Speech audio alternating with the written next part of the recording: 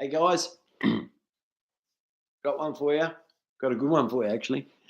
Um, this would have been early 90s. No, sorry, not early 90s. Couldn't have been early 90s. Must have been late 90s.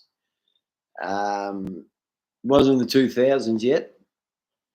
Just before the 2000s, yeah. Port Phillip was one of the most hectic prisons going. You know, Pentridge had been closed for a couple of years. Port Phillip and the map, which is the old MRC at Swanson Street. That was pretty much it. And they were doubling up crims on fucking stretcher beds and oh mate, it was hectic. Their screws were on strike. People were getting stuck in the cells for weeks and weeks and weeks on end. And so anyway, a friend of mine, Manny Alexandrides. Now, Manny Alexandrides, for those of you who don't know, was at a house. Well, he was at a house. I think it was at Jason Ryan's house, and the police kicked the doors in. It's over the Walsh Street murders. They kicked the doors in and they bashed the absolute fuck out of Manny Alexandrides, Anthony Farrell, and half by Jason Ryan, right? But they battered the absolute fuck out of them, mate. Those guys were terrorised. Talk about Trevor Pettingill being terrorised. These blokes were terrorised. Anthony tried to, stick a bit staunch and act a bit tough. He was a bit younger, but if you see him these days, he's weathered. If you're out there, Amph, good on you, bro. So yeah, one day, I don't know, everyone was really weary of Alex because he very quiet, didn't say much, had nothing to do with his Walsh Street stuff, but was at the house when the Jacks ran through and probably copped the worst hiding of the lot.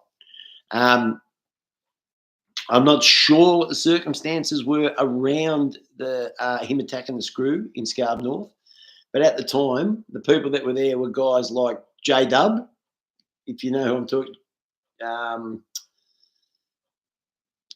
J-Dub was there, Chiller was there, Dean Dix, good friend of mine. Just the regulars.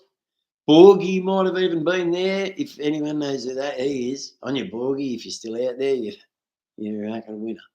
All the winners were there. But J-Dub was probably the coolest guy in the joint. Everyone had the respect of the fucking jail.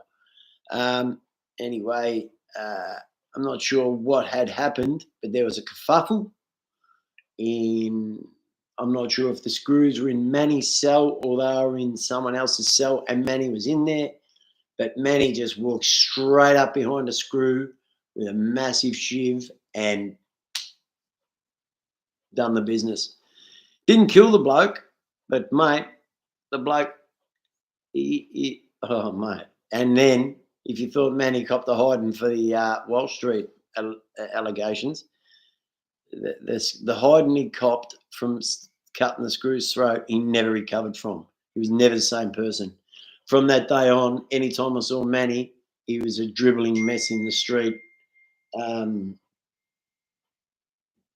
He was a dribbling mess in the street asking for change or cigarettes and stuff like that. So, it wasn't much going on with him. But, I mean, for him to cut a screw's throat and for me to see that was scary as. I thought, straight away we were locked down, but I just thought the next morning all the crims had come out armed up and beyond. But it just blew over. It just blew over. Manny went wherever he went, to the hospital, the slot, the pokey, the wherever.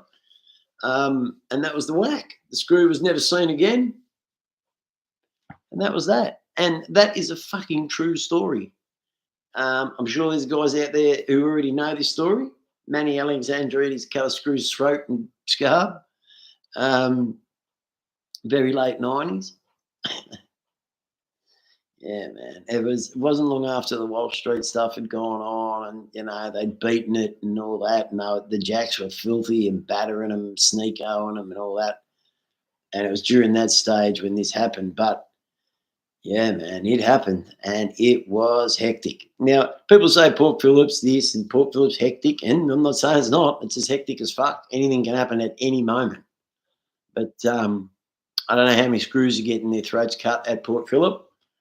Yeah, I don't know what's going on there these days. I've been there for 20 years. That's up to young Biff. He seems to be the expert there. I don't claim to have done anything crazy, but I have been in some crazy situations. They'll come up as we go. Hopefully, I'm going to edit a video soon. This is just a quick 5-6 minute one, just to let you know a quick story about a guy I know who's got cut a screw's throat in Port Phillip. Yeah. Some of the stories I got to tell you guys will be you won't be able to stop listening. You'll love them, but I don't want to tell them on this shitty format. I'd much prefer to be able to make a proper video, edit it, and then put it up, and let you know when it's coming on, so you can talk to me about it. I'm early doors, guys. I've been doing it for a week, so bear with me. I'll learn. I will try my hardest to learn, but I'm self-taught, so it's going to take I'm not the smartest tool in the shed, but we'll see how we go. Anyway, guys, I'll leave it at that. I just wanted to let you know a quick little story. I think I started one before and didn't quite finish it, so I've got a few medical things going on. My doctors are ringing me and whatnot. Once again, all stuff related to my drug abuse over so many years. So here I am at 50 years old, and it's pretty much all over for me. So, it's all downhill from here. Hopefully you guys can get back behind me and give me some reason to, keep going and talk to you and tell you what I know and, talk about stuff that's going on, even if anyone's interested in my opinion, I know a lot of people. I'll get some visitors on. I want to do all that stuff. What do they have? The speaker down the top. What's that called? The iPod. You know what I mean. But they, the podcast. I do that sort of stuff. Whatever I can. I want to do as much of this shit as I can because I've been sitting around doing nothing and it's driving me insane. I got no friends. There were no real ones anyway. No one rings me. No one calls me other than family, and that's only out of pity. Unless some guys from you on here start getting in touch with me. I haven't got much going for me, guys. So I'm not begging for charity, but a couple of comments would be good. Hit the button if that's a thing. Subscribe, please. I think you can do that. I don't know, like whatever the thing is that helps me, that would help me. All right, guys. Thanks for listening to my crap. I will get back to you again and do as much of these as I can for you, okay? If this is what you like. If not, that's fine. You can watch other guys make it up. But, once I work out how to do this properly, guys, you will not. Some of the stuff I tell you won't believe, but that's fine. We can go into it deeper. All right, then, guys. I'm going to cut it there, and I'll just leave it at that for today. Have a bit of a rest, then I'll speak to you another day. 87963 out.